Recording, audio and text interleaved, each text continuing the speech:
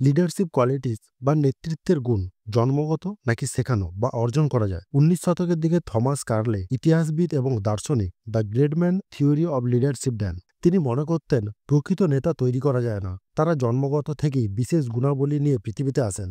এই তত্ত্বে তিনি মনে করেন যে ইতিহাসের মোড় ঘুরিয়ে দেওয়ার জন্য ব্যক্তিরা যেমন নেপোলিয়ন, গান্ধীজি, লিঙ্কন জন্মগতভাবে মহান এবং তাদের মধ্যে নেতৃত্বের শক্তি লুকিয়ে থাকে। তিনি মনে করতেন ইতিহাসের ধারা মূলত গ্রেটম্যান দ্বারা নির্ধারিত হয়, যারা তাদের অনন্য গুণাবলী এবং শক্তি দিয়ে সমাজ এবং জাতিকে এগিয়ে নিয়ে যায়। কার্লে লেখেন, the history of the world is the biography of the great man. তার তত্ত্বের মূল ধারণা ছিল নেতৃত্ব হল গুণাবলী বা ইনবোর্ন কোয়ালিটিস। সবাই নেতা হতে পারে না, কেবলমাত্র নির্ধারিত কিছু মানুষ নেতা হিসেবে জন্মগ্রহণ করেন। মহান নেতারা সাধারণ মানুষ থেকে গুণাবলী অনেকটা এগিয়ে। সমাজের উন্নতি, পরিবর্তন, বিপ্লব সবকিছুই মহান নেতাদের ব্যক্তিত্ব ও সিদ্ধান্ত দ্বারা সম্ভব হয়। Leadership is universal. যে কোনো সমাজ বা যুগের নেতারা জন্ম নেয় তখন তারা জনপদকে এগিয়ে নিয়ে যায়। নেতৃত্বের জন্মগত কিছু গুণাবলী: বুদ্ধিমত্তা, দ্রুত সিদ্ধান্ত নেওয়ার ক্ষমতা থাকবে, সাহস, বিপদকে অতিক্রম করার শক্তি থাকে, ব্যক্তিত্বের আকর্ষণ, জনগণকে অনুপ্রাণিত করার ক্ষমতা রয়েছে, আত্মবিশ্বাস, নিজের সিদ্ধান্তের উপর দৃঢ় আত্মবিশ্বাস, দূরদৃষ্টি সম্পন্ন,